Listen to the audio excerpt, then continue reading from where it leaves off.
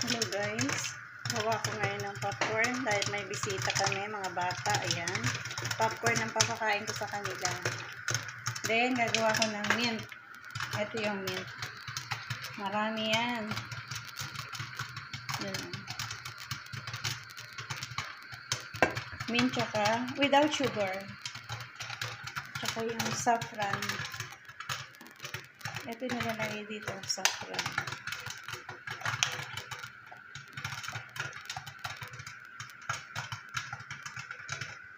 Ito na ilagay.